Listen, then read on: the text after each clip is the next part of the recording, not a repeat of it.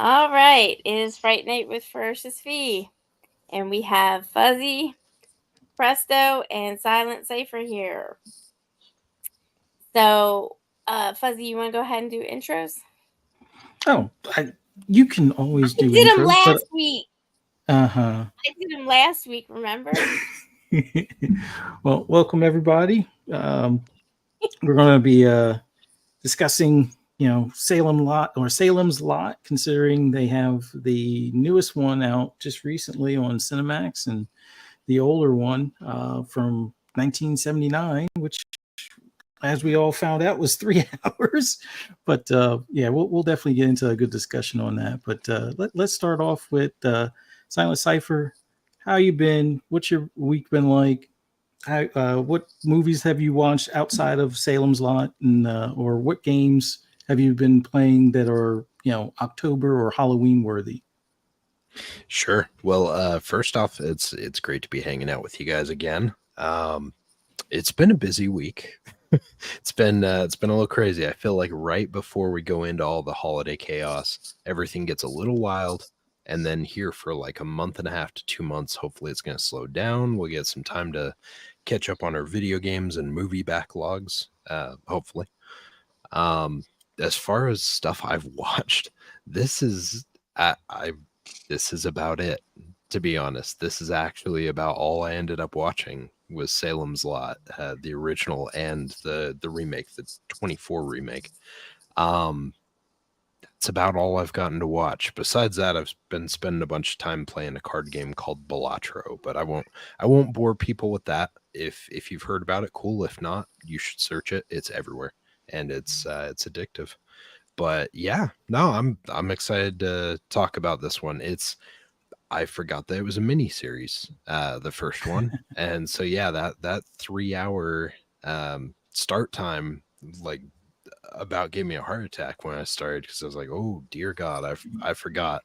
This is like this is an adventure. This is a full experience. This isn't just a quick 90-minute in and out film. So, Yeah, looking forward to seeing what you guys thought about it. awesome, awesome. Well, awesome having you back. And Presto, what has your week been like? What have you been watching outside of Salem's Lot? Any scary video games or anything like that in preparation for Halloween, or any Halloween pre-game plans?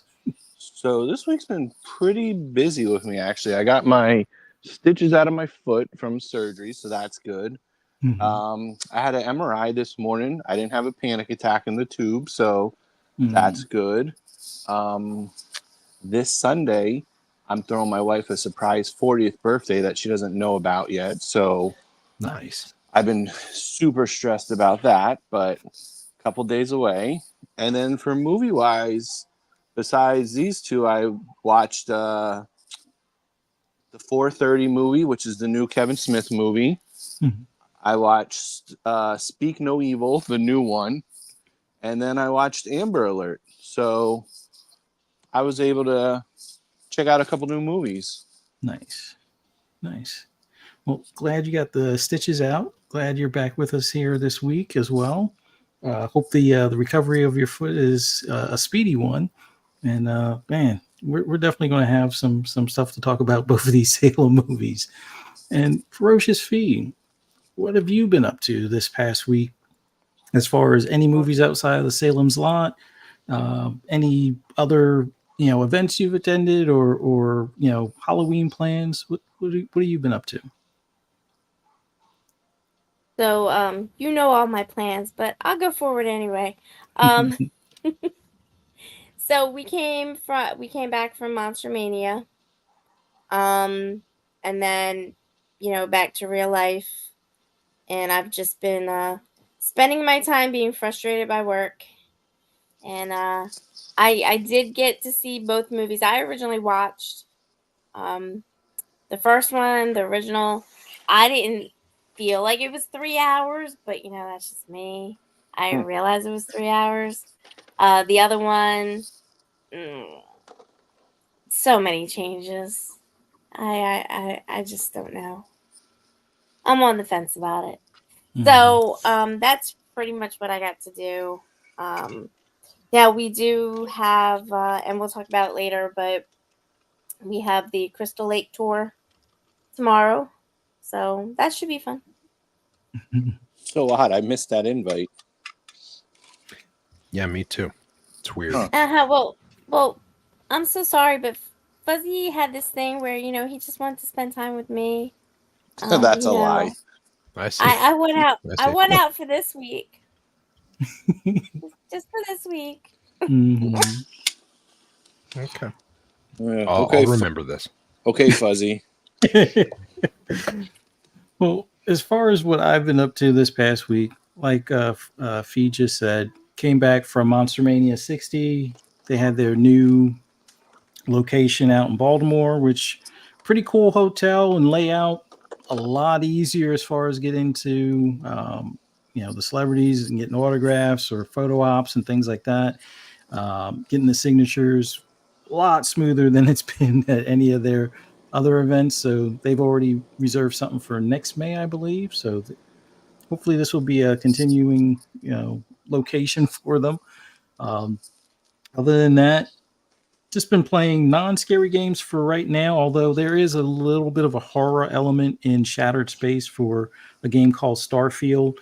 Basically, imagine being on an abandoned space station at first, and you hear voices and you see kind of like these glowing apparitions, and you have these glowing walls and things like that. And then you go to a planet that's been, broken apart into different dimensions to some extent. So you got some people to help and some stuff to solve and whatnot. But that's about as scary of a game as I've been playing as of late. But other than that, just my usual video game stuff. But haven't watched anything really other than Salem's Lot, which the 3 hours definitely took a toll on me for the original. But the newer one, yeah, I kind of enjoyed myself on that. That one I'll get into it more later, but definitely didn't seem like it was as long of a movie, and I think it flowed a little bit better. But we'll touch on that a little bit later. But glad to be here with you guys.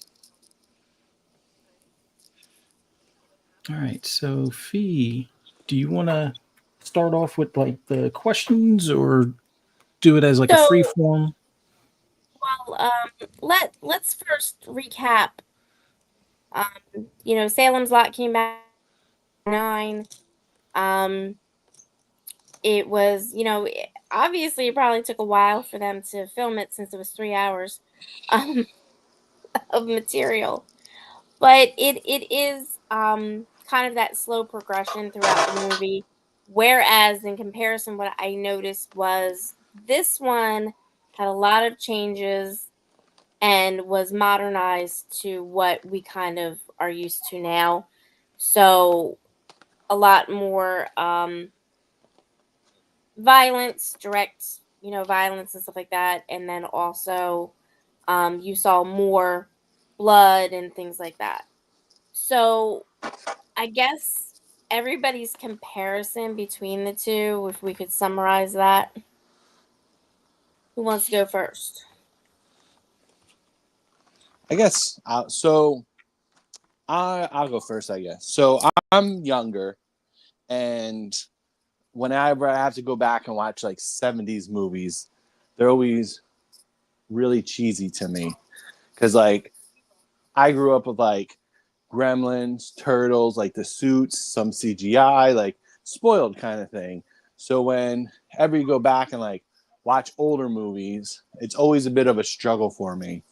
And with this one being 3 hours long, it was more than a struggle for me to watch it because I need something to kind of keep my interest. And it was like a very drawn out movie or TV show. Kind of reminded me, I guess, I don't know if they were doing the same thing kind of like they did for It, like almost doing like a part 2 television series. It worked great for It, but I don't feel it worked as good for Salem's Lot. Like looking back at it now, when it came out and other people saw it, it probably was creepy. The special effects were probably better, you know. Where now, me watching it for the first time, it is a little cheesy where it's like the boy floating in the window or just the makeup and stuff. It's like, ugh. So that's my view on the first one. if we're only talking about the first one right now.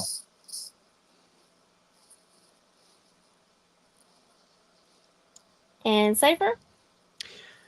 Yeah, so I would probably mirror some of his comments on it, but I think um, you know, I have found with some of the older movies, one of the things that's just kind of a constant is that the pacing is always what kind of causes me some issue initially, just because there is a lot of buildup usually in those old movies. They don't just jump out and start into the action, and that's very much this.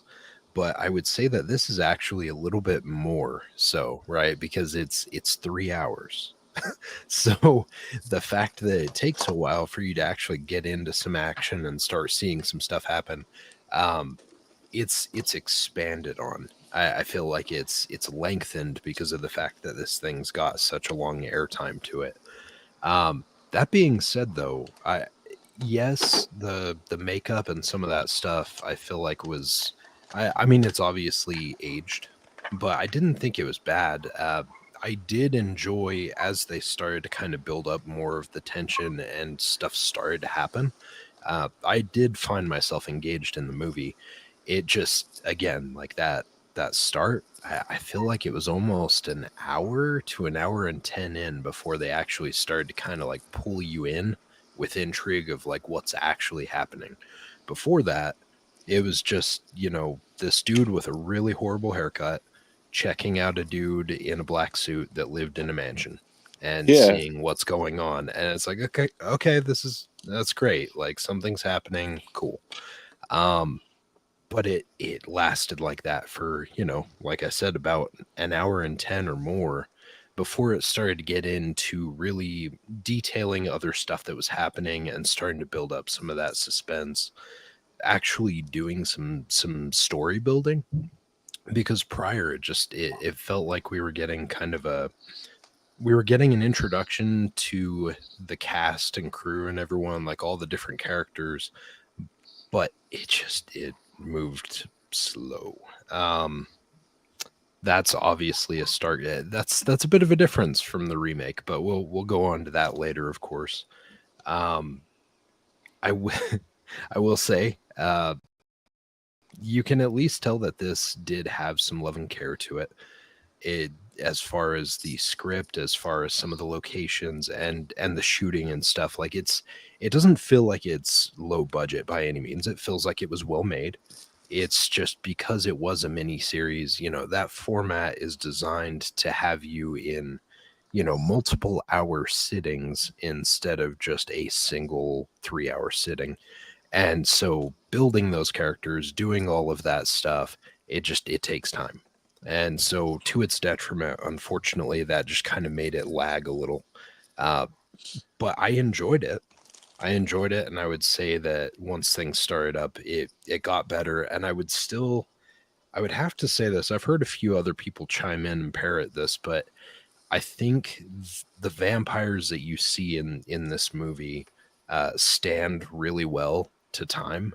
You look at something like this, or like John Carpenter's Vampires, and it's cool to see those things, and you're like, oh, they look intense, they look creepy, they do a really good job with that side of things. Yeah, I don't know. Presto mentioned the kid floating in the air at the window, and even though it's kind of cheesy and a little bit goofy, it was creepy. Like they did a good job at framing it. I think moments like that, and when they actually got into the mansion, like things occurred there and stuff, and some of the stuff that happened with the characters, they did a good job with the makeup, the effects, and some of that stuff. And it was all non-digital effect. Like it was all handmade, all manual stuff. So it was cool to see that. And you don't get a lot of that anymore, obviously, because this film was 1979. Most of the time they're just relying on visual effects nowadays, and this one obviously did not have that benefit.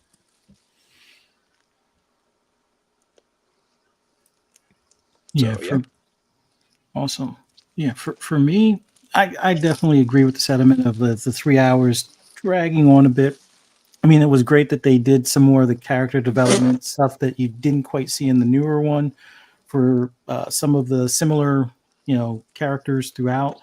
But I'll be honest, it took two watchings, and I still am missing probably about a half hour somewhere in the middle, dozing off on it. But there are some good points to it. It's just it doesn't hold your attention quite like the newer one, at least in my eyes. But for me, I do like the fact that they went into I guess the secretary that works with like the real estate agent and her husband and that whole triangle and stuff, and then they changed up the story a little bit with the kids and all. Definitely, how it all ended was a bit different, but there's definitely a good story being told. It's just that it feels like they could have, chopped off at least a half hour, if not an hour, from some of that build up and things like that. I mean, for its time being in the late '70s, it's what I kind of expected. I do like. Well, we'll get more into like the scenery stuff for like the newer one, but I do like how everything. Well, obviously the one in '79 matches more of the scenery as far as the cars, the clothes, and things like that. And I think they did a good job with the most recent one as well. Although more of the cars were like late '60s, so it was a little a little bit older cars than in some cases than what the time frame was. But yeah, not bad. Just a bit longer than what I would have liked overall. I think that 3 hour mark, and this goes for pretty much any movie. There's very few that you can sit. Well, at least for me, that I can sit through 3 hours and be like, okay, yeah, those 3 hours were well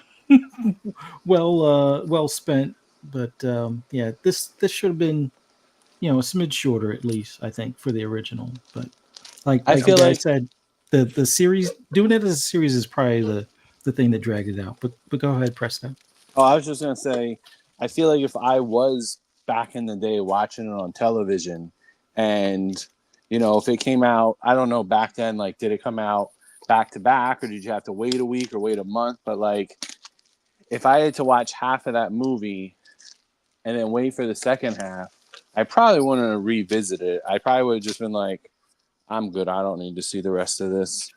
Like, but that's just me. Like, I got a shorter attention span, so if something's not grabbing me, half an hour, 45 minutes, I'll give it. It's a bit of a struggle, but that's just me. It's understandable. So, Kind of the same way. so So to when oh, they used to bring, I'm just saying, when they used to bring out like a special event on TV and stuff like that, they either did it on like a pay channel and they would advertise it, or if they did it on regular television with the advertisements and stuff like that, the commercials and stuff, they would do it in, depending on how long everything was, they would do it back to back as far as nights. So they would do like a special announcement. Salem's Lot is gonna be on, and the TV guide would say, it's gonna be on Monday, and then it would be on Tuesday to finish it right. up, or maybe on Wednesday, because that's how TV worked back then, before all of the streaming and pay services. When HBO was the biggest thing at that time. Sorry And for if you They anybody guys. Yeah, and if anybody wants to know, I believe HBO originated actually all the way back in the 1950s, but it did not become popular until right around the early 1980s. So it's um older than most people think. to expand on what you're mentioning too, so where it was like a split night type of thing. Uh, yeah, so when it first aired, it was 2 days, but it was actually split up by a week. So it was kind of similar to our TV series layout, right? So it was November 17th of 79, and then they did it the following week on the same day, November 24th, right before Thanksgiving. So that makes it better. Yeah, because like it's think it's so. shorter that way. It makes it a little more manageable. But it is funny though because Presto even mentioned it, and we actually, I think it was a couple weeks ago, we sat down and started watching the mini series of It with the kids, and it felt like even though that's also a 3 hour long thing, like I immediately felt like I was engaged. Now maybe that's just because I have, um, I have that memory and that fondness of those characters and stuff from when I was growing up and I had seen it. So I've got some of that nostalgia. But yeah, it felt like that 3 hours was not as brutal. But that's just my personal take, I guess. I mean, I agree with you on that because I did not grow up with it. But even now watching it, like the first or second one, it doesn't feel like 3 hours. Faster. Yeah, I don't feel like I'm like, oh my God. Like I could just, for the most part, watch it in one sitting as long as I have nothing else going on and not think twice about it. So when you look at this movie and the pacing and stuff, when you compare it to the other movie, anybody ever watched like a series that's been remade from, we originally had it like Charmed, for example. That one went and we had that one and it went to like 8 seasons or something like that, and then they remade it. And when they remade it, they modernized it for the attention span of teenagers. And I think that's the difference between Salem's Lot from the 1979 to this one, is that it's faster paced. Things were cut out. Things were changed dramatically, I think, to modernize it to the younger generation that we have right now, which I'm going to be honest with you. I work with them. I am a teacher for teenagers, and they have attention spans of gnats. That's what Yeah, I agree. Wait. And Are you saying that we amount to teenage kids? no, that's not what I'm Because saying. What I'm saying, that's not what I'm saying. What I'm saying is that I think that is how movies are made today, and if you can keep up with that pace and your brain can process all of that and still enjoy it, then you're going to be part of that audience. But I think my brain likes to see the nuance and the details, and that's what I think was kind of lacking. There was just so much that was directly displayed, and there were no inferences. There was, we had to see the blood, we had to see the kid, the first kid be sacrificed. And to be honest with you, I think that was the great thing about the original Salem's Lot, is we knew what happened to the kid even before we saw him in the coffin. You know what I'm saying? And I think that's what was great, and what is still great about Salem's Lot, is that we don't have to actually see the gore. I mean, I'm fine with gore. I mean, trust me, I've seen, so many movies, including Human Centipede 1, 2, and 3. And I've still seen haven't what seen was those. Serbian film. I've seen a Serbian film. Like, gore and all that stuff doesn't bother me. It's if it's done right and to the what the concept is, it's actually great. But I think it was too rushed in here. I just think the remake was just rushed and too much in your face. That's just my opinion. I don't feel like it was rushed. I just felt like it was a nice pace movie. Like it explained why he came to town. Like it gave enough of a story that you understood and it made sense. It's not like It was for us millennials that have the memory of gnats. Yeah. I mean, I didn't need to know I didn't need to watch a movie an hour and a half where he just follows like old guy around that lives in an abandoned house. Like, I'm good. See, I didn't even Yo. feel that was an hour, to be honest with you, because there were so Really? many. Yes, because there 'Cause it was felt so like it was much 3. scenery. Yeah. Yeah, there was so much scenery and so many visuals to me that, it didn't seem an hour, to be honest with you. You know what? I don't think you're being honest with us then. I think you were enjoying the circumstances of watching the movie. Like maybe you were having a good dinner or drinking a good wine or, something. And so it made the whole experience better. No, not No? really. Oh, okay. No. Now, And- Fuzzy fell asleep Mhm. twice. Yeah. Yeah, because Now for me, the first time I'll give it to him because I actually fell asleep. We were tired. We came back from Monster Mania. We hadn't slept that much the night before, um, because of winding down and stuff like that. And then when we Yeah. came home, we tried to watch it immediately, and we both wound up taking a nap. But again, I had already watched it. I was looking for more sleep than I was anything else. But the second time around, I don't know why he fell asleep.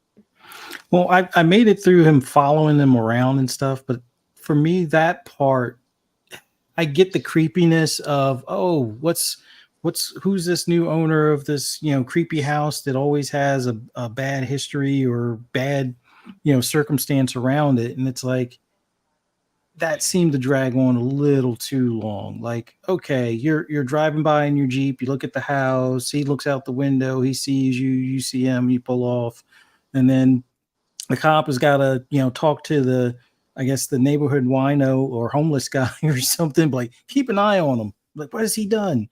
He killed 18 people. That said, what's he done? That I get it, but it just, a lot of that could have been edited down, at least how I see Yeah. it. Like, I can get the creepiness of seeing that house and then, having somebody kind of peek out from behind like lit blinds or cover or like, what do you call them? Shades or whatever, or curtains. But the constant like spying through windows, no, come on, that was a bit much. Yeah, you're a But creeper.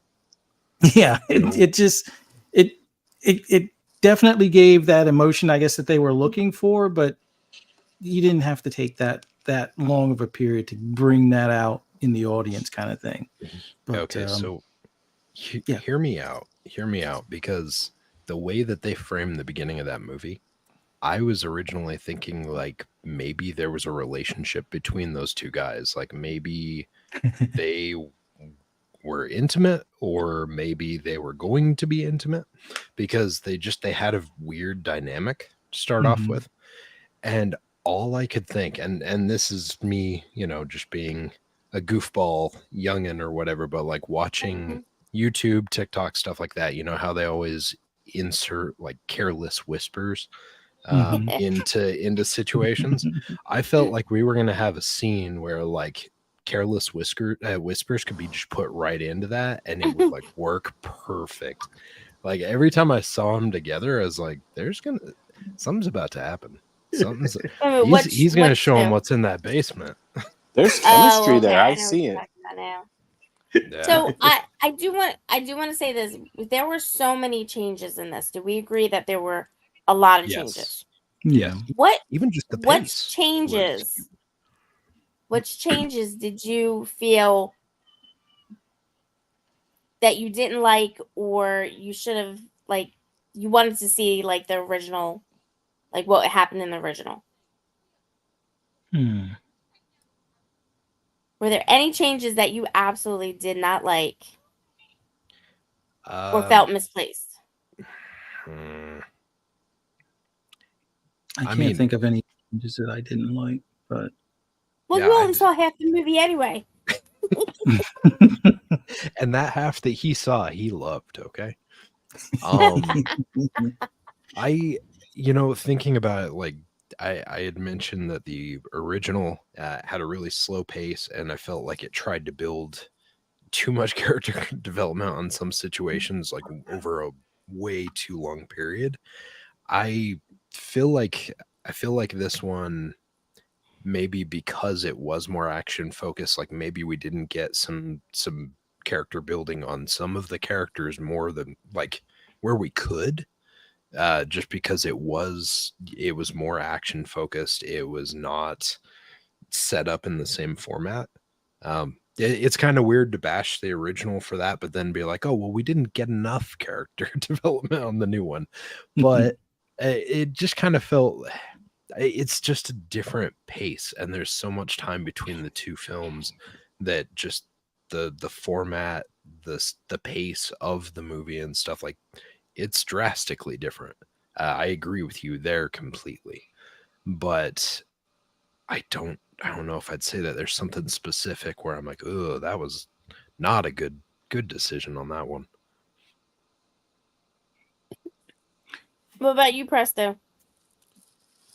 I don't know. I'm gonna pass on this question. Wow. So I'm gonna let you know that one of the two things that I absolutely hated about this was, number one, Barlow's familiar. Okay, the one that's supposed to protect him, the one that's supposed to be able to be out in the daylight. You know, the guy that took the kid. Mhm. I mean, I thought that was kind of creepy how he took the kid. I mean, I did like that moment, but I did not like his character at all. He was trying too hard to be creepy, and it was kind of annoying, especially the voice.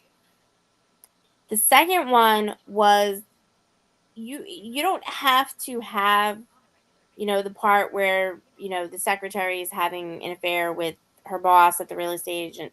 You could have left that out. But the thing is that the relationship, the person that he had a relationship with, it was a teacher for a reason. You know what I'm saying? Because then originally in the character development and stuff like that, he found her to be an artist just like himself. You know what I'm saying? And that was like an instant connection and stuff like that. It felt too forced having a secretary, you know what I'm saying, all of a sudden be, smitten with, or him being smitten with her. I just didn't see that instant connection like we should have seen in two artists appreciating each other's work. Hey man, love hits in different ways. Okay, like Yeah. you never know when it's gonna hit you. Someone will be like, "Oh, I like Del Taco," and you're like, "You like that garbage?" And they're like, "Yeah." And you're like, "Me too." Oh my god, I feel an attraction. So like, who knows? Like, give him the benefit of the doubt. Maybe he saw the twinkle, or she saw the twinkle in his eye or something, and it just drove her crazy, or vice versa. The forwardness. Yes, Uh-huh. dude. I'm going to the movie theater. I enjoyed the girl in the first one personally. I don't Yes. feel like they cast that as well in the second. Hmm. The one in the first one, I was like, man, you are a flirty one, and Well, you're Bonnie Bedelia is a great actress. She knows how to play a role. yes, she Um, does. yeah, I mean, come on. She was in Die Hard Mhm. as the wife Yeah, of John which McClane. I didn't even piece Recognize. that together until I looked on IMDb. I was like, oh shit, that's Yeah. right. Like she was. I mean, it wasn't even that much of a time difference, but I was just like, I know I've seen her somewhere. I just can't piece it. But yeah, that was cool. That was a cool connection. That whole affair scene in the original one just kind of started getting like, I felt like it was too long. Like when the husband comes home and catches them in bed, and then it's just like, he was gonna rape me or whatever, and then he's like, no, I wasn't gonna do that, and then he's like pointing the gun back and forth and complimenting his silk shorts and stuff, and it's like, Yeah. I felt Okay, like Careless Whispers was about to start up on that situation too. I was Yeah. like, my goodness me. Here comes a threesome. Uh-oh. Yeah, seriously. Yeah, as he was like walking into the hallway, I thought he was gonna be like, Mhm. boy, I think we should do a threesome instead of me shooting your head Oh my off. God. Yeah, we're But just going to dude, talk. We're going to talk in the living room. Yeah. the intensity, like I will give, like, that character was the husband or whatever. He was weird, he was kind of creepy, and he was a sleazeball, d-bag drunkie. But like when they told this person, like, hey, you're going to act enraged and furious about this situation, he did a good job.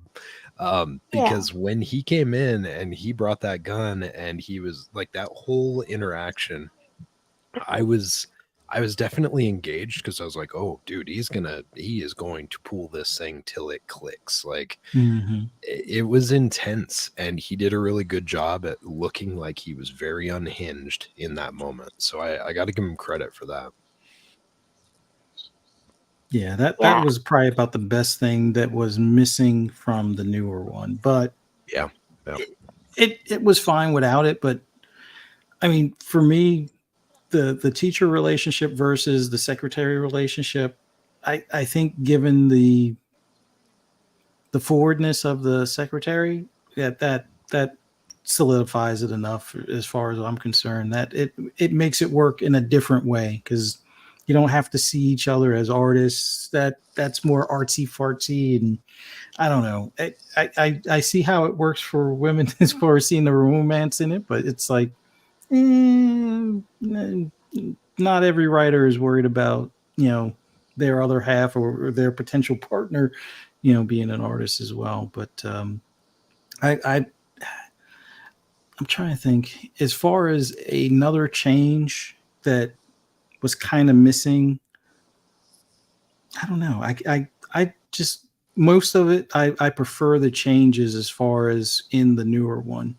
Um, the kid interaction stuff, to kind of give a little bit of backstory on the one kid, eh, that works a little bit more than just going over to the other kid's house and, oh, you have all these comics and stuff. That isn't that weird and creepy. And it's like, no, I like it. And it. I don't know. All of it overall, I would say I like the changes of the new one mostly. It's hard because I saw the new one before the old one. So I already had my thoughts on it, the expectations. When then you see the old one, and it was just like, oh, this is too long. It's a slow burn. Like, so I feel like my views probably would change if I would have saw the original first. I don't know. Maybe if I would have saw the original, been like, that was 3 hours, been like, I'm not even bothering with the new one. Who knows? It's funny because a lot of time you benefit from seeing the newer one first, because like a lot of sequels or remakes or whatever, they don't stand up as well in certain ways, right? And so like if you see the newer one, you're like, oh, this was pretty good. And then if you go to the original and it knocks it out of the park, you're like, okay, that's even better. You're like watching them in the proper order, it feels like. But most of the time, it's like when you watch the original It, uh, with the exception of like part one being just insane for the newer version and being really good. Like if you see that first one first and then you go into these other ones, you're like, what the hell happened? Like they had good source content and they crapped the bed. But yeah, it definitely benefits sometimes to see the newest one first, because then you're not as critical. But in this situation, because of the format, the length, and all that stuff, it definitely feels more jarring, for sure. Yeah, I just like the first one better. I just, like I said, it was just too much packed into almost 2 hours. This is 114 minutes. There were some changes that just didn't make sense to me. So they I mean, needed like I said, more time. I don't think it needed more time. I just think they could have taken stuff out and still made their point. I Hmm. think I would have been I would have been how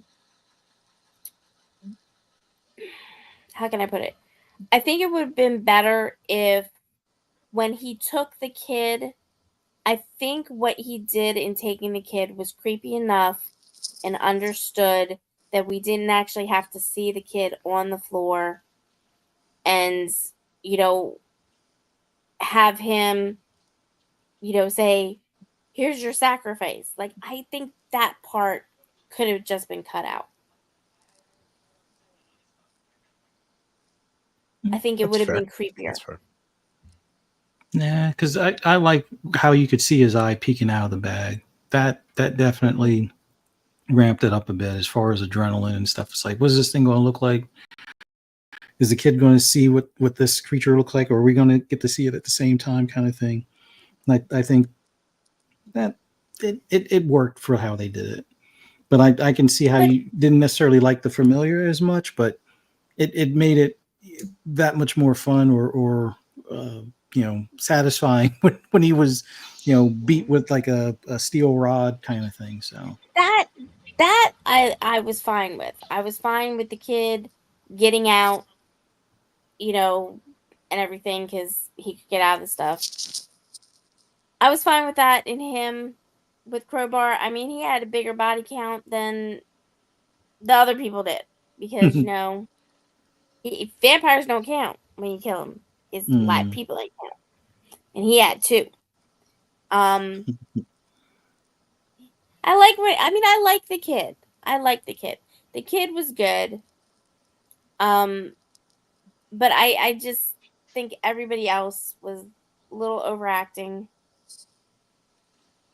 just a little bit. When the new one. Yeah, things a Mm. little. I like subtle. I like You, subtle. you, you didn't like the cross scene in the medical examiner's area or the Not hospital really. or whatever. Not really. Not really. And I didn't get the whole rabies thing, to be honest with you. Um, vampires are not animals. Mm. Um, depending on the Yeah, lore they you are. want to go with, the rabies shot shouldn't have worked. I think that was a little lazy, It had but that's garlic in just it. me. Yeah, yeah. I didn't see the garlic snuck in, but Well, maybe that's what I missed.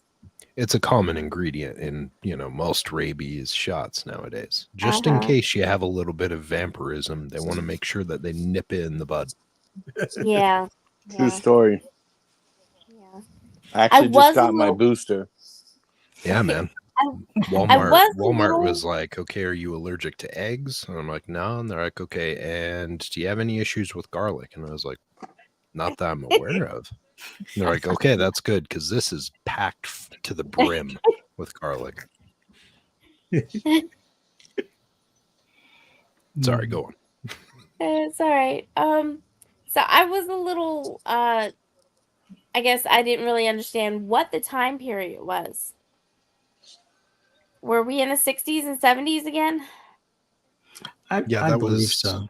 that was I think that was what they were going for. It didn't seem like it was um I mean, they didn't go way out of their way to make it feel that way, but I think that was the Hmm. intent. Yeah, a lot of the cars I saw were like late '60s. There were some Camaros, some Mustangs, and things like that mixed in there. Some Impalas and stuff. So a lot of the cars were more '60s than '70s. With the first one, the Jeep was the main one that was probably one of the newer cars, being in the '70s, because that particular Jeep was like a '70. I want to say a '76 and newer um, CJ5 that he was driving. But I believe the car he was driving in the newer one was like a late '60s or like a mid '60s, like a '64 to '67. But the scenery, the clothing, I mean, sure they didn't have like the bell bottoms or anything like that, or the I guess overblown butterfly collars and stuff, but No, they kept it fairly neutral. I mean, even that, it's still if you're making a film. Now, granted, this one wasn't made recently. This one's actually been in the hopper for a decent few years. It seems like because one of the kids that's in it has actually aged substantially versus what he is in the film. So that was kind of jarring when I was looking at the IMDb. So they must have. I think there were some issues that caused it to be held up for a while. But if you're making a film anytime in the recent future, you still have to kind of go out of your way to find specific clothing that doesn't, obviously scream that it's in the last couple decades. So they did do some work on it, but it definitely didn't pop the same way as that first movie. Like the affair, the girl wearing her getup and stuff. Like when I saw that, I was like, this definitely screams the time. Um, you wouldn't see that nowadays. And even if you tried to find that, like you could find the track shorts, yes, but the top would be harder for them to get. You would almost have to just make one. Yeah. I will say this. The actress that played her in that getup looked a lot like the cartoon they had, the cartoon girl in Heavy Metal. Remember on the spaceship? I'm gonna disappoint you. I haven't seen Heavy Metal. You've never seen Heavy Metal? I Yes, said I was going to that's very disappoint you. I told you. disappointing. I'm sorry. We've talked about this before. There's weird gaps in my movie history. That's a very strange gap. Oh, I did want to update you guys though, because I talked to my brother regarding Exorcist, and I was 100% on the ball with what my assumption was. He did not introduce me to the Exorcist movies because, as I mentioned, our parents were religious and tried to push it a lot down our throat. And so the last thing he wanted to do was watch a movie that had religion in it. So that is indeed why I never saw those films. Makes sense. From him is because, like he wasn't interested in it. So he did not introduce me to it. So sorry, it just popped to mind that we had that conversation. I remember we talked about it like way at the beginning. So sorry. Okay. Now, what woman you were saying looked like she was from Heavy Metal? So the secretary that was having an affair with her boss. Yeah. Oh, because of the hair? Looks like the secretary that they pull up into the spaceship. Okay. I gotta look this up. Yeah. It's a cartoon, right? Yeah, it's a cartoon. It's called Heavy Metal. Wait. And it's like an anthology. It's kind of like an anthology. There's But cartoon they did a boobs. really... It's a cartoon. Cartoon boobs. Man. Yes, it has that. But anyway, it's got a lot of boobs. Really good heavy metal music behind it, like Blue Oyster Cult and all of them. And boobs. Yeah. Apparently. Yep. Boo boy. Apparently. Allegedly. Boo Oyster Cult.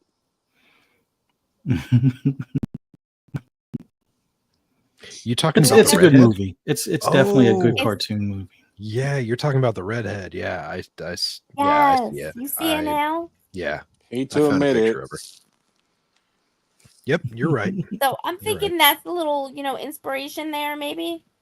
Maybe they were watching Salem's Lot and the It's hair. possible. She looks like a dead ringer with that hair. yeah, she does, doesn't she?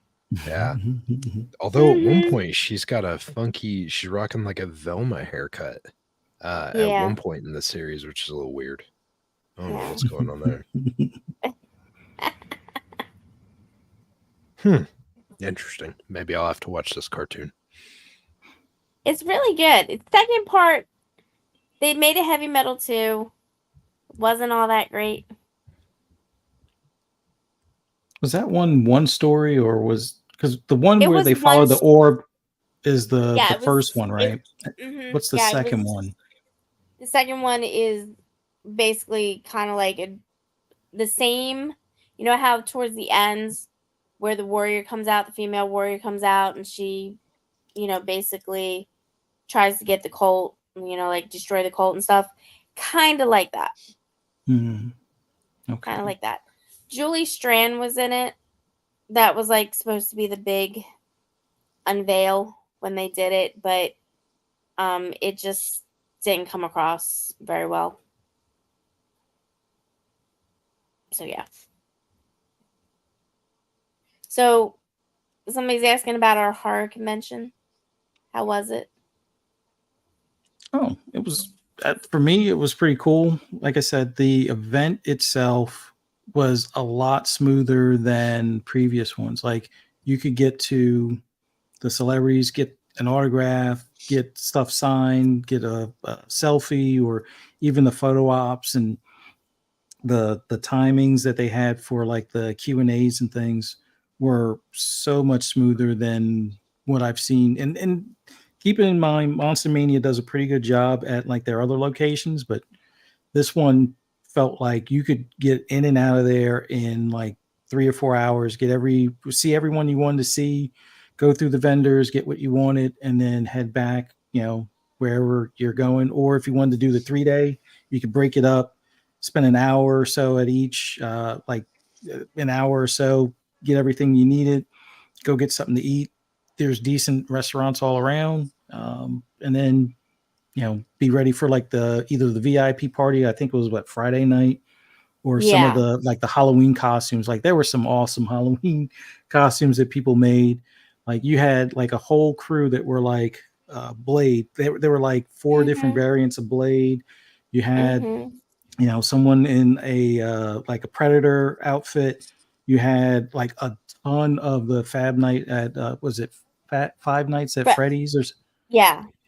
you had tons of those like variations on those. You had the green rabbit, you had the yellow rabbit or yellow bear or something. It's like Mhm. it was a really cool event. Um, I would say definitely keep an eye out for this May in Baltimore. Um, Mhm. Parking is pricey, and the parking Yes. lots are kind of crappy on trying to double charge or overcharge people in some regards. But outside of Yeah, that, there was a fiasco.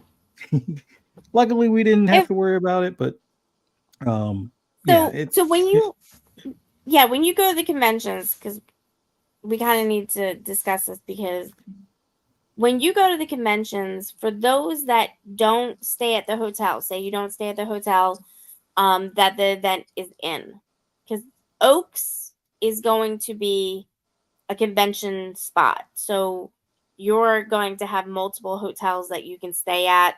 And Monster Mania lists like 3 or 4 of them that they have a discount with. So it's not just one hotel that you have to worry about. But when you don't stay in the one where where the convention space actually is, you do have to deal with parking, because if you're going to stay there, you can just not move your car. You have a space there, you just don't move it. But when you don't stay there, you have to move your car, because you have to go back and forth to your hotel unless you want to walk. And some are in walking distance and some are not in walking distance as far as overflow.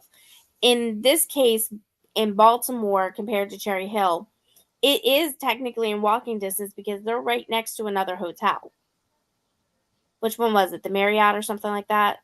yeah. Um, so you could just go over there and just walk over, because the 2 buildings were almost attached to each other. There was just a side street in between them, basically. Mhm. But when you are trying to, of course, save money and go to another hotel that's a little further away, you got to find parking. And they not only, I don't think they just double booked, I think they triple booked. I don't think this particular the Inner Harbor Hilton, I don't think they understood what Monster Mania convention is like. and is in reference to how the people, park and stuff like that. Were they going to move? Were they not going to move? And we like to come in and out, but there's more people that probably slept in their cars because that's what they're used to over at Cherry Hill. And I think that was the problem, is that people intended to sleep in their cars over at that parking garage. That sounds Because that's what they do at Cherry Hill, right? I don't know if they do the sleeping in the cars thing, but I just know, like, when they're at Cherry Hill, you don't have to pay for parking. You just have to find parking. There's free parking on site, and then there's like a Riverway parking that's free as well, that you can walk a couple of blocks to get to the event. But in Baltimore, everything you have to pay. Like, there's no real street parking. If you're lucky, you can find street parking, but yeah, you're going to be putting quarters in, or I don't know if they use the debit card ones out there or not, but you'll be running there every couple of hours putting quarters in. So it's probably not worth doing the on street at that point. But I think the cheapest parking lot that was like 3 or 4 blocks away was 17.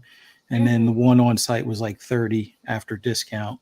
So that was the only thing that was probably, like, I wouldn't say a negative, but that was probably like the downside in comparison to some of their other locations. But outside of parking, everything else was spectacular. Yeah, I mean, the other thing is that the one that was 17, you couldn't go in and out. The one that basically overbooked, that one you could go in and out of, and that's why we wound up just keeping our car there and stuff like that. Somebody asked, "Hey, wait, how did they shower?" What's the number one complaint, Fuzzy, at a convention? Whether it's a Hygiene. gaming ones, Deodorant. Comic-Cons, horror cons, every so often you'll come across somebody that probably skipped the shower in the morning. So I would say it's more than every once in a while. It's quite frequent where you're standing in a line of like how many people, and you start smelling something. Yeah, and usually you can pick them out. If you look through the line, you'll be like, "Oh yeah, it's them. Like they're the one." Poor guys. I'm downwind. Yeah. So yeah, deodorant's not that big. Yeah, people are not concerned about that. I mean, it's just like going into video game stores where they've got tabletop events and stuff like that. You go there, and if you go anywhere near that section of the building, you know that there is a tabletop going on, because it smells like 7 crusty buttholes that have not been washed for a week, and it's rough. I don't know, man. Like, I have a friend that has a game store, and they do a bunch of that tabletop stuff. And in their old store, it used to be kind of right in the middle of the store. And now they've got a separate area that's kind of away from everything else. And I think it was the best decision that they ever made. Because when you walk in, like, you know that there are some unbathed heathens playing with their precious little toys, and it's stinky. Oof. Yeah, that's about right. That's about right. So yeah, I mean, everything else that Fuzzy was saying was good. The conventions, the actual autograph room, everybody was able to be in it and still far apart from each other because the space was huge compared to Cherry Hill. I have not seen Oaks yet. People say that Oaks is even bigger. So the biggest lines at the convention were, of course, Matthew Lillard, and the other one was Skeet Ulrich. Who else was big? Those were the main two. Jamie Kennedy was probably the next one down from that, and Juliette Lewis. For a time, her line was LO and Perlman. Really? Yeah. He had a line. Yeah. Wow, because at Montsemania and Cherry Hill, he was like walk up, and his prices were even cheaper. Like, so many people were complaining about his prices for this one. It was 80. Well, I I think don't think it was that much more. I mean, let's talk about a Robert Englund. Let's talk about William Shatner's prices. Like 80 is not that far off. Like that's what Matthew Lillard was charging, was 80. Are you talking about an autograph or a combo? An autograph. I thought he was different prices. Well, I remember, think the reason why he had the line was there was times where he was away from the table. So whether he was at like photo ops or getting a bite to eat or something along those lines, it seemed like there were times where you could walk up, but like I would say about midway of the show, it was like, okay, he's away from here. He'll be back after the photo op. So come back in like 45. You come back an hour later, he's not there yet. So the line starts to build up kind of thing. So that's where the line was a decent amount just because it was like the gap from when he was there at the table versus at the photo op and stuff. Tell you what, though, So it seemed like a lot of their prices were a lot more. The celebrities, like, seemed like most people were like $100 a combo. not really. I mean, Matthew Lillard, I think was 120 or 140. Juliette Lewis at Cherry Hill, she pretty much had the same prices for this one. But I'm gonna tell you about Juliette Lewis. She is sweet and she loves her fans. Oh wow. But the biggest problem is she doesn't make all the choices when she's at the convention. So David Arquette was really awesome. I actually wanted to make sure I got him, so I was willing to pay his price on Friday. You know, as they volunteer, some places pay you, some places, have you talk to the celebrities so that you can get like free autographs or half price, whatever. And that's what Monster Mania does. They don't pay you, but they do make sure that you're able to, wiggle your way in there so that you can get a free selfie or autograph or whatever. Juliette Lewis does not do that, and I don't think it's because of her. I think it's because of the person that's basically there representing her. Because if she leaves her table to say go to the bathroom or whatever, and a fan comes up to her, she'll offer a free selfie. She'll be like, yeah, sure, let's take a pic. But you get to the table and it's like whatever price is what you got to pay. And even for the people that volunteer, she's full price for everybody. So I think sometimes the celebrities don't have a choice. I mean, David Arquette, like I said, I was willing to pay his price. But I gave him one of my teacher pins, and he's like, "Oh, you're a teacher. Just come over here." And he took a quick selfie with me. He's nice. Yeah, he is. He's really sweet. But I think Juliette Lewis is sweet. I just don't think she gets to always make her choices set her 100%. pricing. Yeah, Yeah, I don't. I think she's pushed into some stuff sometimes, and I think she goes along with it because she does have good representation and doesn't want to ruin that. I totally get that. But in my opinion, I just think she isn't always fully capable of saying, yeah, this is my decision in this matter. So I mean, you're I there know to she's see. late sometimes, but give her a break, guys.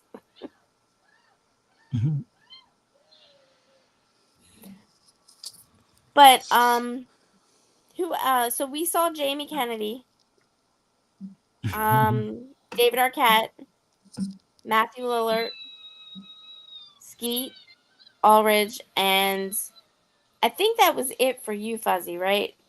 pretty much. And Was there Perlman, that was about it. and Ron Perlman. I saw on top of those ones, Jamie Kennedy was awesome, and I'll tell you that in a minute. So I also saw William Osha. I can't say his name. The guy from one of the bullies from Christine. Um, he looks great. Like he takes care of himself very well. What was it? Gay Heart I saw. She was really sweet. Who else did I see? William Daenerys. So William Daenerys, I'm going to tell you, he absolutely loved being in Heaven Help Us, but he didn't like being in some of his other films that we all love. So when you go see him talk about Heaven Help Us, just lights him up. Scout. So let me tell you about Scout. Scout Taylor Compton. I want y'all to know, if you watched Feral, they already have the Feral 2 script ready. She is waiting to get the call for filming. She's waiting. So we're going to get a Feral 2. I don't know when it is, but we're going to get a Feral 2. I'll post that because I know a lot of people like that movie. We should do... Have you seen Feral? Anybody? I have not. I was just about to disappoint you again. I liked Feral. I think we should do that one. We can compare it to, another movie or whatever along the same lines. It's kind of like a zombie, but not a zombie kind of thing. Got bit, now you're an animal kind of thing. 4.3 on IMDb. That sounds like a normal Ferocious movie. No, it's not. Sounds it's like a better 7. Than that. It is a 7. I think it's an 8, but you'll probably think it's a 7. Wait. You said you think it's an 8, but we'll think it's a 7? I don't know about that. I have my doubts, but I'm willing to watch. It. All right, so last but not least, so Jamie Kennedy, right? So I go up to him on Friday. I'm like, I'm willing to pay his price. I go up to him on Friday, and I told him the best thing ever was when he was in Harold and Kumar, and he was talking about, is this your bush? God. Do you know what he did? Yeah. What? You know what he did? Acted out the scene. Mm-hmm. Acted out the scene. Oh, God. He said it. He said all of it while we were taking the selfie. He said it in my ear. He did the whole entire scene. No errors whatsoever. Did he tuck his head back into his neck a little bit to do like the quadruple chin and get that glazed cousin, father, daughter, sister, wife look on his eye? I don't know, because I was laughing so hard while he was taking the selfie. So one of the guys that was photographing and stuff like that, he had like one of the digital cameras and stuff, and he wasn't using his phone. He got a picture of me almost falling on the floor laughing. So yeah, he did the whole entire scene. Are you sure it's from laughing? Mm-hmm. We've seen you fall on the floor before, and I just want to make sure it's from laughing. Wait, yes, it was from laughing this time. It was not from my shoes. It was from laughing this time. She played the zombie so good she even fell over like she was dead. Everyone's like, man, she's really convincing. It's like, they're not even shooting anymore. What are you doing? Stop fucking around. Director sitting there, he's like, we haven't even started rolling yet. What are you doing? Somebody asked how much would people pay to meet Crazy Louie? Who's Crazy Louie? He could pay me. I got to make it feel like it's worth my time because time is money. And all right. So Presto's never met Crazy Louie. So anybody want to explain who Crazy Louie is? Crazy Louie is go for it. Okay, well, yeah. So Crazy Louie is one of our podcast brethren. He does Xbox International podcast with me on Wednesday nights, and he is most known for trying to water his computer to clean it. He is known for shower videos that almost got him canceled on the internet. He is known for hijinks and shenanigans that happen in the show that usually get him put into timeout. Those are a couple of his recent accolades, I would say. But no, he's a funny guy. He's an amusing guy. He has taken on the task of doing a morning show for our channel, and he's actually been doing that for a couple months now. I think it is. He's been going like every day of the week except Sunday. Yeah. So he's a determined guy. I will say that. I don't know if he ever grew up past 11. His boyish charm holds on to his mental level, which is not a bad thing in all ways. But you can definitely experience some strange occurrences with the man because he doesn't always think about what he says before he says it. We had a couple incidences this morning about him talking about Plume Gaming going hard and just random different things where like as soon as he said it, he realized, oh crap, I did not realize that until I just said it. But it always makes for a laugh because he's on camera and you get to see that reaction as soon as it suddenly triggers in his brain that like, oh, I just got clipped. And it's great. Oh yeah, and Tomb Raider. He thought that Tomb Raider, the movie and video game, he thought that was Tomb Raider.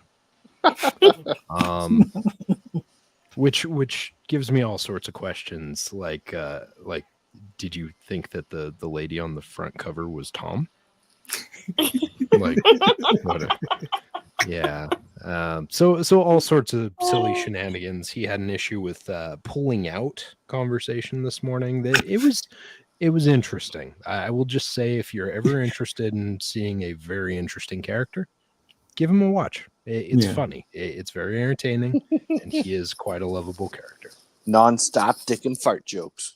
Pretty much, and sometimes it's not even realized it's happening. Yeah. And a scary painting in the background while this is happening. Yes. that painting, I'm sure at some point will come out and possess his soul, and we will never see him again.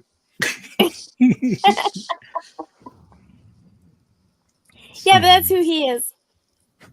Nice guy. Yeah. Very stand-up guy. He's one of those guys that will always have your back, though, I feel. Yeah. It's like that's my dog. He'll have my back no matter what. He has a heart of gold, and we like to bust his balls a lot. But he is one of the family. He's got a heart of gold, and he's a good dude. Yeah. Heart of gold and brain of something. Fill in the 11-year-old. 11-year-old. 11-year-old. Determined it is exactly 11. I think so. Because given like when I've tested him with different conversations and like different topics, I notice a gleam in his eye when I say certain things, and then I notice some that just go right over his head, and I'm like, okay, you got to the point where you understand that, but you didn't really catch this. So I'm going to say ongoing experiment. I'm going to say penis and see how long he lasts. That will explain it. That also. Yeah. I mean, even guys now of our age, I feel if you say penis, it makes us chuckle. So, or at least puts a stupid smirk on our face because I mean, we all are guilty of it a little bit. Yeah. Sure. You too, Fee. Yeah. What about me? Yeah. I ain't do nothing. Yes. Oh. So remember, okay, so we were on, that reminds me. We were on the elevator and we were pushing the button, and we can't push the button unless you have a key card, right? So everybody's pushing, everybody's, putting their key card up and stuff like that. And we get to the 5th floor. No way. And it opens, right? And then all of a sudden, everybody turns around and looks at me like, why'd you push the 5th floor? Aren't you going out? And I'm like, it wasn't me. And then the lady in the front is like, oh, this is my floor. I was like, what happened? How do you do it? I swear. the elevators had a mind of their own. Like you would see people Mhm. line up, and they're because they're so trained of hearing a ding and seeing the arrow, they're just focused on whatever's in front of them instead of looking at some of the 6 elevators. They push the button. Sometimes they hear the ding. Oh, it's going in the opposite direction of where they get where they want to go, but they didn't look behind them that another elevator going down opened up at the same Mhm. time.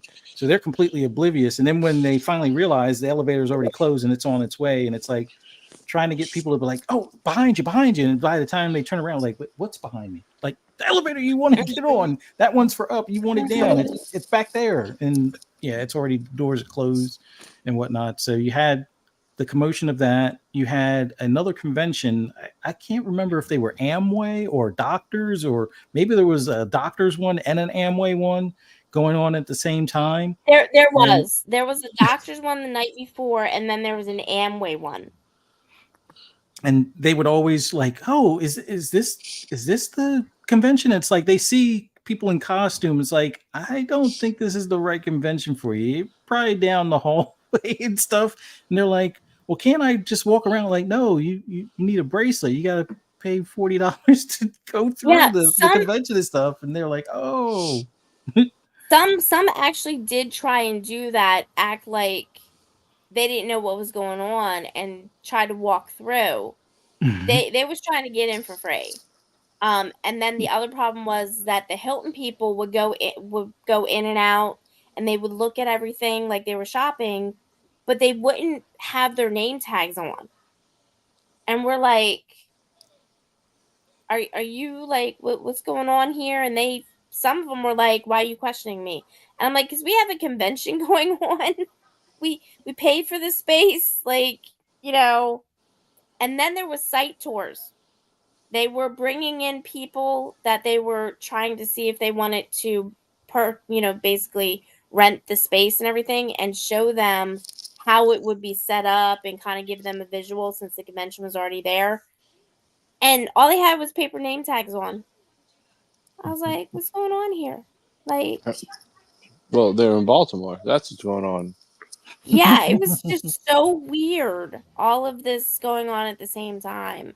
So yeah, it was nice, but then again, it was a lot of commotion, a little bit of confusion and stuff like that. But in general, it was a good first try, and I'm sure that, they'll work out the bugs later. Yeah. So, but that's how it went for those that asked, or that one person that asked. No, but if we get back to Salem's Lot, I'm Yes, gonna he wants to get back to Salem's Yes, Lot yes. to well, complain about it some more. no, I think for me the biggest thing that I liked about the newer one was its pacing in comparison. Obviously, we've already talked about how the other one kind of dragged on a bit, but I think the pacing for the newer one, I wouldn't say it was spot on, but it was a lot better, or a lot more my speed, I guess you could say. No falling asleep at all. Loved how they mixed in some of the lore as far as like the cross and how that sometimes may not work for you type of deal, especially if you don't have the right tape on popsicle sticks. But overall, I think that's a good example of how you keep your audience's attention without necessarily going over the top kind of thing. And that's what I really enjoyed about the remake over the first one. But what are your guys' thoughts more so on the remake? I mean, like I said, I enjoyed it a lot better than the original just because it was, I wouldn't say a fast pace, it was just a normal pace. Like, Mhm. if he didn't see the first one first and watch this newer one and didn't know it, or if this wasn't a remake, She I might feel have like liked she would have thought it was a solid movie, but it. she's very connected with the first one, so she doesn't like this one so much. But for me, I enjoyed it. Some of the parts were a little like the whole town's getting taken over by vampires, and you're telling me the heroes are going to be the guy visiting town and the little boy? Like, That's like somehow the little boy like outsmarts all the adults in this movie and learns how to drive a car and like never probably touched a car before, but all of a sudden gets in it and knows exactly what to do. Like, Mhm. and that It's had to all do those with video big games. exactly, and that had to do with like a big part of the plot of the movie towards the end. So, Mhm. but it still was like, okay, when he is a kid, he's a pretty smart kid for what he did. So, Yeah. and the main guy, the author that came back, you were talking about the one girl was giving me the heavy metal vibes. He was giving me Elliot from like Haunting of Hill House vibes. Elliot from what's his name? Elliot from E.T. in real life. His name is Thomas something. yeah. It Something reminded Thomas. me of Thomas because like he kind of looked the same. Like in that show, he had his hair a little longer, slicked back, like this author Henry did, Thomas. and yeah, it just kind of gave me the same vibes. Where it's like, oh, this. At first, I was like, is this Henry Thomas? But then I saw it wasn't. I was like, damn, Yeah. that would have been kind of cool. But yeah, and then just the lady in the drive-in just shooting at people. It's just like, do you not realize what's going on? Like, you're gonna have bigger issues soon, and you're just worried about you fucked up one person. Dude, I really liked in the first movie how when he comes to town and people start talking to him about his book, he's just super like he just is completely crapping on his own work. And he's like, oh, people don't like my movie. They don't like my book, blah, blah, blah. Like, oh, did you fall asleep while you were reading my book? And I was like, what the heck is this? Like, what is he doing? And then like later on, I think it was the police precinct or one of the other areas. They're like, did you read that guy's book? No, I wouldn't be caught dead reading his book. And I'm just like, what the hell? Like, he's getting kicked in the dick about that book a lot. Like, I'm curious how bad that book is. Like, what? There was a lot of hate about that book, and I wonder. It's one of those things where like we'll never know, I'm sure, but it almost feels like there could be a narrative. Um, and I didn't see the Rob Lowe one, like the sequel version, but I wonder if they ever dive into like why it was that it was such a flop to everyone and why everyone was giving it so much crap. Like, why is this book so crappy? And why would this guy go on a trip to a place where he knew they were just going to completely just bust his balls about his book all the time? Like, it seems like he's a glutton for punishment to go to a place where everyone's going to be like, hey, aren't you that guy that did a really bad book? And he's like, yeah, that's me. Yeah, it was a dud, wasn't it? So just a little bit addition to that. It wasn't just one book. He had Oh, it was multiples in this multiple. one. Yeah. It was multiples. So he wrote multiple books. I mean, what are we Because talking? Is it like Twilight quality books? Is that what we're talking? Like, what's I don't know. what are I we mean, doing? the guy that played Burke, he said he liked all of his books, and then he's like, "Well, can you tell him a publisher? Because I mean, Burke liked him. I mean, maybe Burke only was teachers ass like him." kissing. Burke was being a suck up. Yeah, he was an apple polishing mofo, I think. He's like, oh, I love your book so much. How about you hook me up with the same guy? He didn't Yeah, mean I it. mean, I think there was going to be Careless Whispers playing when he started talking about the book too. He's like, I liked your book so much, I'd like to replay some of those scenes if we could. so In a I private think that's manner. one. But I also think that's one of the reasons why I didn't like his character compared to the other one. So when the other guy was playing, he had more confidence in himself, more kind of charm. Because the story was that he originally graduated from that high school. Like he was actually kind of a genius when it came to writing and stuff like that. He actually wrote the school play that they had because he was comparing, because the teacher was comparing him, his old teacher was comparing him with the other Yeah, that's right. younger lead. With that other Yeah, kid. Yeah. yeah. So what Whereas, happened? What so happened? You were like a good writer, but then you shit the but bed. in the first one, he was considered still to be a good writer. They didn't focus as much on him writing the book or whatever. But in the second one, they kind of made him a little bit of a joke, and I Mhm. didn't really like that part because I liked him being a strong lead, not just being a lead. You know what I'm Sure. saying? So this guy was just a lead member in the cast basically. And that's why there wasn't much of a connection between him and the boy, which I also didn't like because they had more of a connection in the original. I think this Yeah, they character did. development was probably the best thing for me For in the the first one. original. Okay. Yeah, I think that's really why I like it so much, is because you know why people interact it. You know why he liked her from the beginning. You know why she liked him. You know why um you know the teacher went and took the guy in, the guy that took care of the cemetery and stuff. You knew why he was upset about his dog dying. You know Mm-hmm. what I'm saying? You felt a little bit of that emotion from the characters. In this, I just didn't feel it. I didn't really care about the girl dying. You know what I'm saying? Or being Mm-hmm. turned into a vampire and stuff like that. I wasn't really cheering for the guy to get hit with a crowbar. I wasn't cheering for that. In some movies, I cheer for that. I'm like, yes, you know.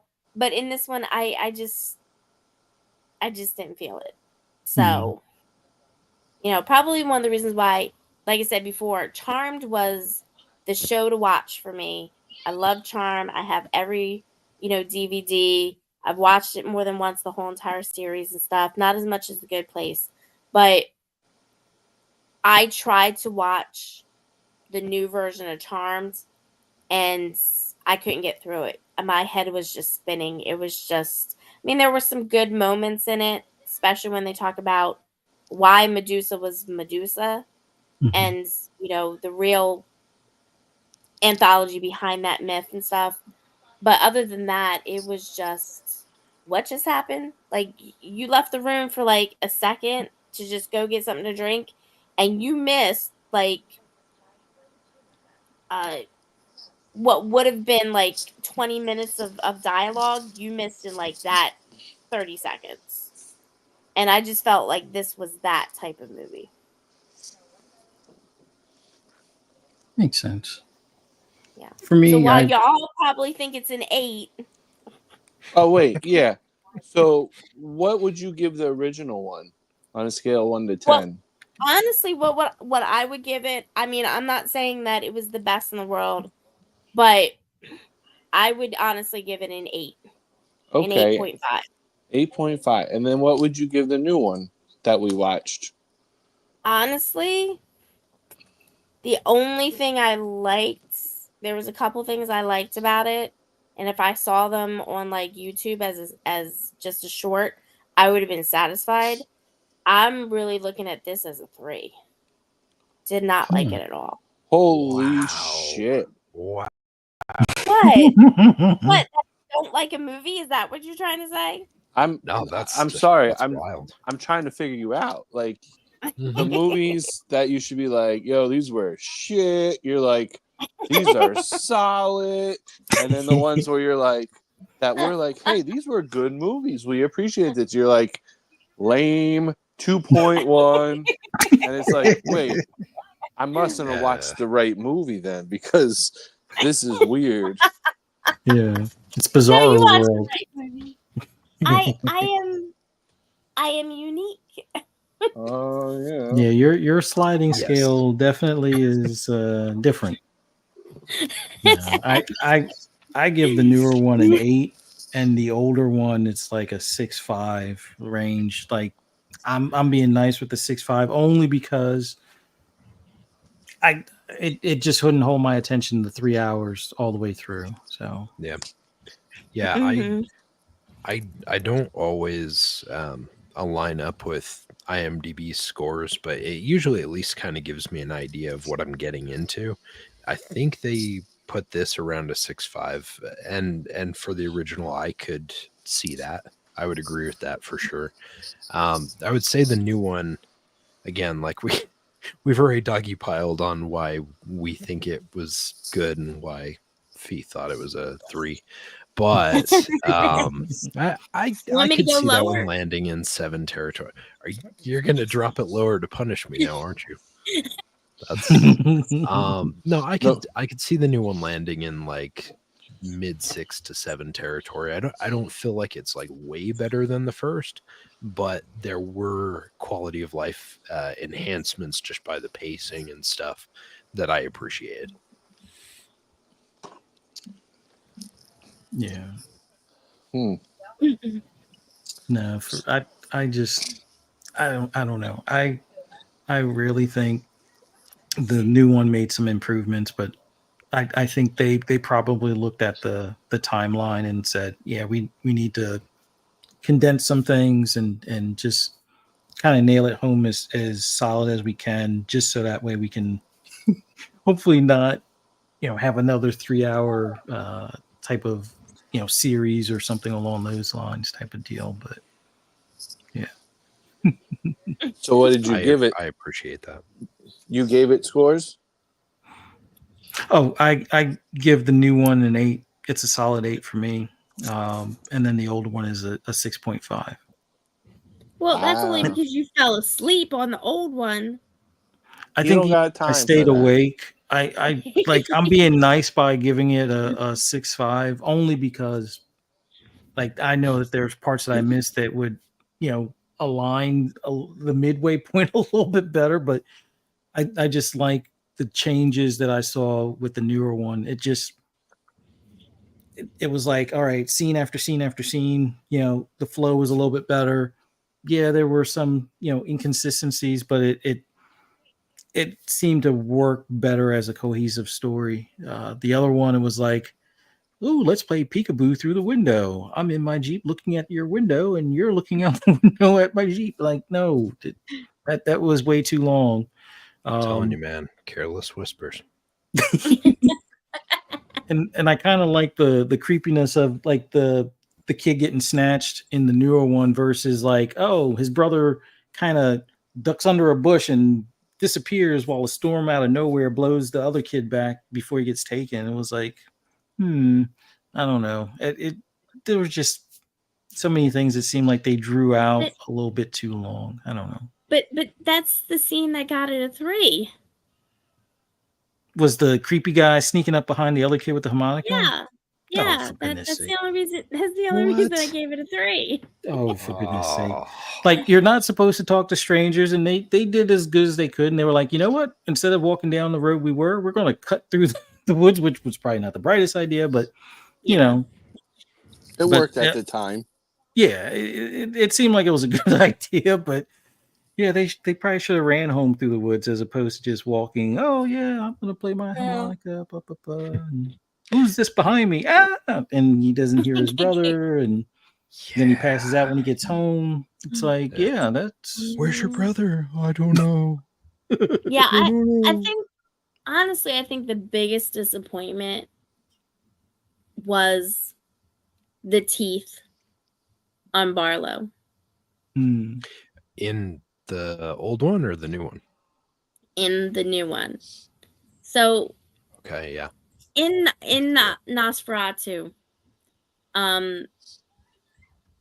they mirrored the makeup of Barlow from Nosferatu, and they actually used the same teeth pattern, and everything, where the incisors were, where the actual fangs were in the front compared to on the sides. And I thought that made it a lot more creepier, a lot more visually kind of saying this is a vampire.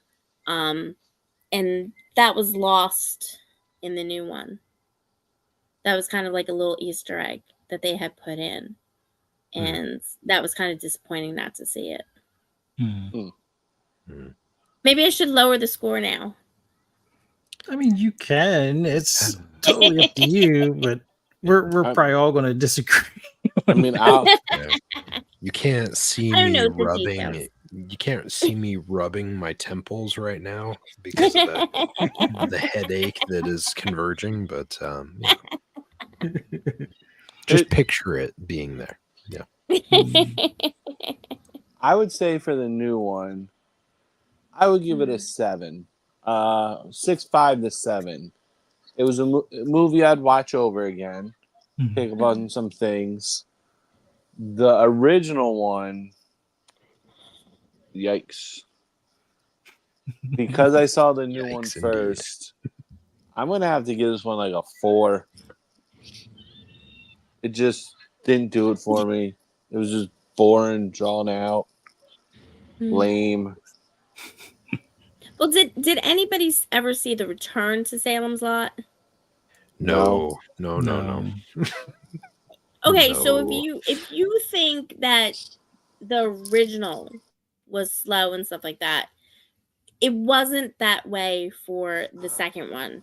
The second one, if anybody, on in the audience remembers and has seen it, it was a father that was going to Salem's Lot kind of for vacationing and stuff like that, and he was bringing his son, who he's divorced, so therefore he wanted to vacation with his son and stuff like that, and they rented a home and stuff like that, but there was no creepy house or anything that everybody was staring at. It was just that the town had now been kind of overrun with the vampires at that point, and they kind of were trying to welcome him and his son in. So it had more dialogue, it had the same development, attention to detail and character development and stuff like that, but it had more to it. It wasn't really slow paced. It didn't have let's sit down and have a dinner with the parents and stuff like that, and then linger outside and everything. It didn't really have that. So, and the ending was was actually very unique compared to the original. I would say if you want a medium ground between the original and the new one, I would say The Return to Salem's Lot is probably that. Okay. Yeah. So Well, if you then I saw this might was check like it a out. 6, yeah, if you saw it as this one as like a 4, you're probably gonna say that one's probably maybe 2 points higher. But yeah, I mean, I think it's a good watch and everything. Like I said, it wasn't like slow or over, a lot of downtime or anything. I don't But really in case go you by want to your watch it. watch recommendations anymore. The more I know Oh, really? you, the more I find out about you. Your watch recommendations, I'll just put those on the back burner. Dang, man. Well, I mean, I'm I just wouldn't out of always slashers agree, right but now. I'm just out of slashers right now. Like, the first Scream was great. I don't know about any of the other Screams beyond that, what? Now you're throwing shade at me. She's throwing low blows Yeah. here now. Stop trying to gaslight me. That headache is coming in real hard and fast. Fuzzy, she was even Goodness saying me. you had a good time without me. You said you changed. So happy, not a care in the world. No more careless whispers. I think she's fibbing. No, the Scream movies are fine. I'm just waiting to see what this next Fine? one's going to be like. Well, no, I You said really they're like fire. Fuzzy. the first one is still my favorite one, but like That's they're fair. all.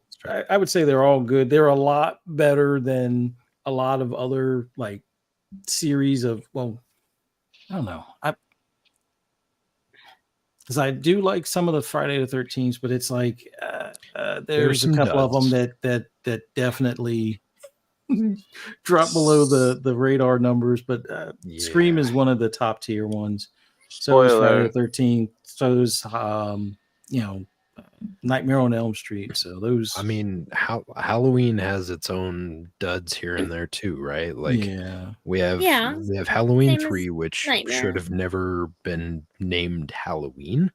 I think honestly, Halloween 3 suffers from the same thing as Halloween Ends does, in the fact that if it wasn't named Halloween and they didn't have those characters, you wouldn't be concerned about it. I think I was talking to Sin about it in the chat. Is like, with that Halloween Ends movie, if it didn't have Halloween tied to the name, it would do okay by itself, separate. Would have been fine. But because it was tied to a franchise that we knew, of course it was tied to that because they knew it would do better sales wise. But as far as the actual like fan base and stuff, it didn't give us anything that was like, oh, hey, cool, that's fan service. It was like, why does this exist? You know, feels like it was a different script for a different movie. Yeah. But no, there are definitely duds across all of the movie series. It's eventually someone's going to come in and just wreck the series somehow, and then someone comes in, usually the savior for it. And it feels like that happens multiple times throughout like all these movie series. Yeah. And it seems like it's always the second one. It's almost always the second one. Very few blow it on any other one except for the second one. So I'd say the Nightmare third on Elm one. Street.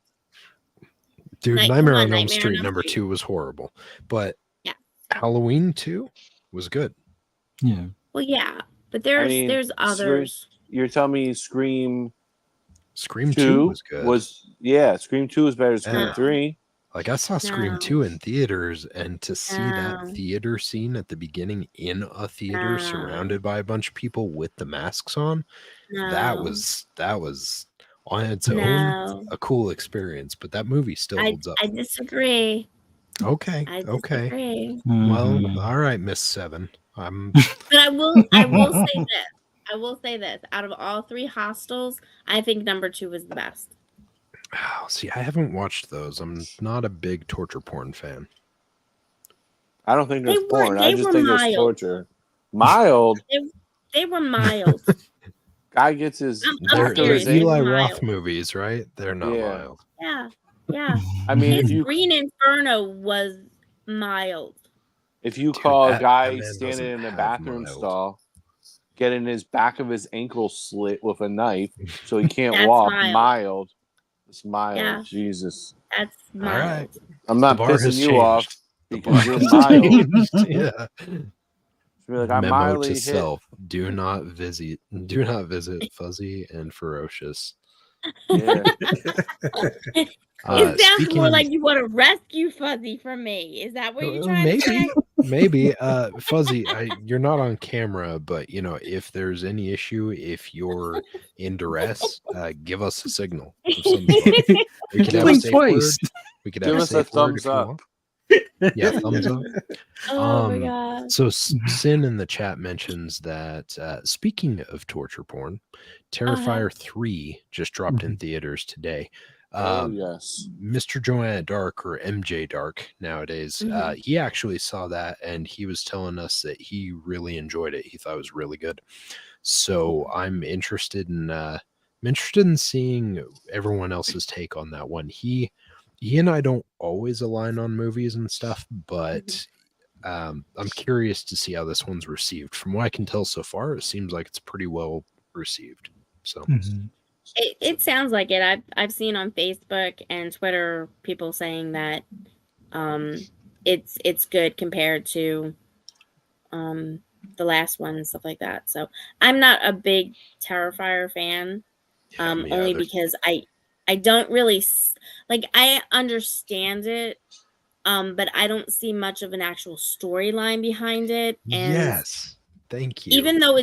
Even though torture porn and stuff like that is its own category, its own genre, I tend to like the ones that have a storyline, for example, what was it, The Collection, Yes. and The Collector, that's Mhm. really torture porn. And I like that because it has a story behind it. It goes a So yeah. long way for these movies. Like if Hmm. there's an engaging story, it's like the stuff with X and Maxine and all those movies, right? Is like if you didn't have an engaging story with characters that had a very interesting past or a very curious past, like it just Hmm. wouldn't be the same thing. It'd just be like, well, why are we just killing a bunch of people for the sake of killing a bunch of people? Like, Yeah. sure, you can have that, but story makes a big difference. I actually Hmm. asked him when he said that he really liked number three. I was like, does this one have a story? Because the first two, from what I saw all of number one. I didn't see all of number two, but from what I could tell, there was really no story besides there's just a clown that's angry and going Hmm. to be, killing people in horrible Hmm. ways and be an awful person. Yeah. And he's like, define a good story. And I was like, character development. Like, I went Hmm. down the list and I was just like, I understand if you like those movies for what they are, but I prefer to have some character development, some actual story, some reason for why these things are happening. Hmm. Yeah. Yeah. I mean, Uh, go uh, ahead. a couple of my buddies saw it because they're huge fans, and they said the same thing where they've been looking for more of a story. They got Yeah. some answers, but not all of them. And it's just like, all right, you're in the third one by now. Like, they Hmm. said there's Yeah. going to be a fourth one. And then, so I'm not big in the gore crap. So Hmm. after they were talking about it, I did go on IMDb to read like some of the stuff that happens in the movie. And Mhm. some of the stuff I'm just like, oh my God, like this sounds horrible. Like I can't even imagine this on the screen, what they're describing on IMDb right now. Like, Yeah. Yeah. So, I don't know. and then Ice so Nine Kills, they did a uh, music video. Did you see that? Ice no. Nine Kills did an official music video for Terrifier, and it's almost like a Hmm. mini movie. It's like 14 minutes long, and you Mm. gotta like do all these age restrictions on YouTube just to watch it, and Yeah, even it that sounds about music right. video's fucking gory and disgusting. Yeah. Like some of the B watch. I mean, you have the mainstream stuff and everything, and that's a hit or miss for me because sometimes it's really over the top, like Terrifier, and then other times it's really extremely mild. There is no middle ground. But when you have the independent films, you find those kind of rare gems that somebody else might not like it, but for you it's really great. And one of those is Murder Party. It is torture porn, but they don't have a lot of gore in it because the whole point to it, the whole concept is that they're inviting a person to torture and kill, and they're trying to make it look like a party so that he feels comfortable. And of course they're doing crazy stuff trying to figure out when they're going to actually do this, and one of the members is egging everybody on. And it does get to the point where there's a big chase scene and everything. But it, like I said, it doesn't have a lot of gore, but there are scenes in there where people die, and how they die is contributing to the torture porn and everything. But that's what I like. I like the unique concepts and storylines that people come up with, rather than this mainstream stuff like Terrifier that's going for, let's see if we can top what we did before, and Mhm. give a little bit to people so that they keep on coming back Yeah. to figure out what this Well, big major concept is. I don't like that. I it mean, I just like it slow, it but that's too slow. desensitizes things so fast too. Yes. I think that's Hmm.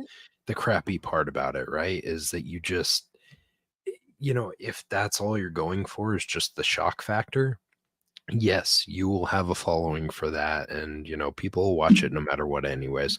But again, going back to what you were talking about and what I was saying too, is like, I want story. I want reason for these things. And sometimes the less reason you have for it, the better, because it makes it scarier. Mhm.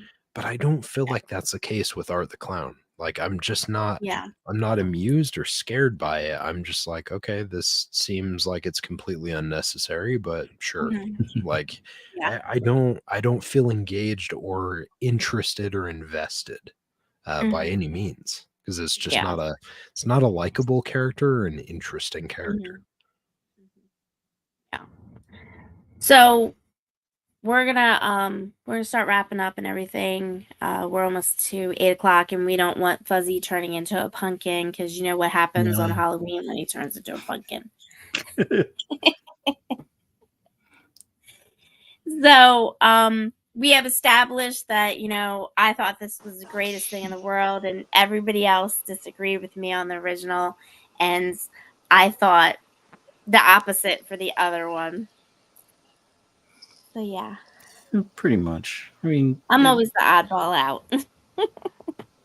hey, different perspectives, but like I like the more modern take. That's just me. It definitely flowed a bit better, at least for me anyway. So Yeah. but But you can do the but outros. okay, but I just want to say one thing. It's my show, it's my Mm-hmm. podcast, so I win anyway. Oh, So Oh I boy. was here waiting we for it. go. I was waiting Oh for it. boy. There we go. Yeah. See what kind of podcast you are when all of us don't show up next Friday. just show up because you love doing this. And you Yeah. have to come for Fuzzy anyway. You have to check in on him, apparently, because I Well, might be yeah, torturing it's gonna be the three of us on a pod next week. You do your thing. him. So, all right. So, we'll start with Presto, since he's underneath of me on this screen here. So, where you gonna be? How people gonna get in touch with you? How they gonna see you? Things like that. Mainly on Instagram. My Instagram is MROMANYSHYN. And yeah. Thanks for having me. It's been fun again. Awesome. All right. So, Simple. what about you, Silent Cipher? Oh, all right. You won't catch me pretty much at all this weekend. Maybe you'll see me online playing some video games on Xbox or something. Might catch me on social media being an ass goblin, causing controversy and stirring shit up, because I like to do that. My man. Besides that, you'll find me on my TikTok. I did not get my original account renewed or the suspension or termination revoked. They've still not gotten back to me about that. So I have created Silent Cipher 2.0 because they can shove it sideways. I will still post content whether I damn well please or not. And so we are doing so. So we're moving forward with a new account. You'll see some stuff there. You'll catch me, like I said, on Twitter. Wednesday, hopefully, I will be on Xbox International Podcast. It'll be a 7 p.m. Eastern Standard Time with Crazy Louie and Sour Blow and possibly Plume, depending on schedule.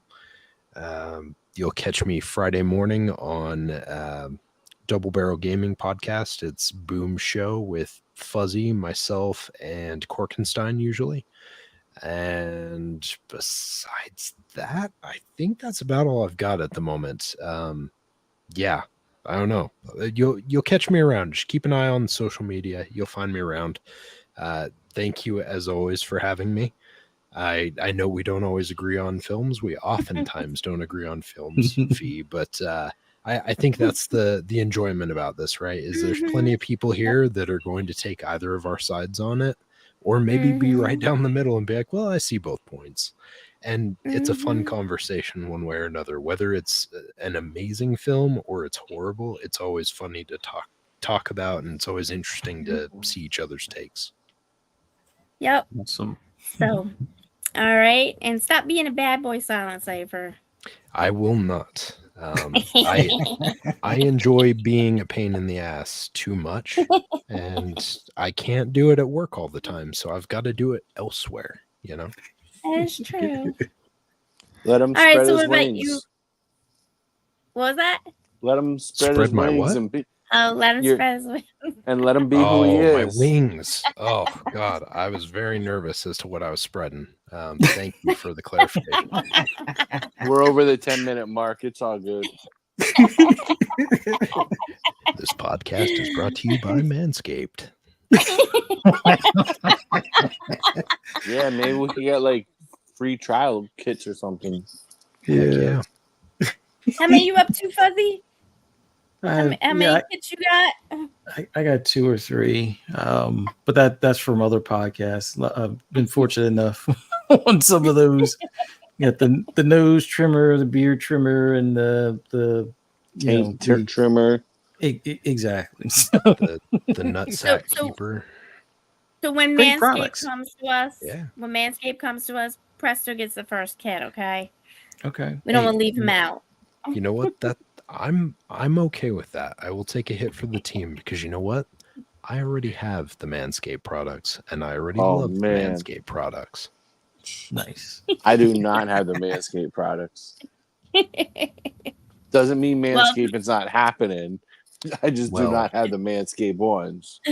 Chat. Well, Chat. if Manscaped, calls us or whatever, I'll make it happen for you.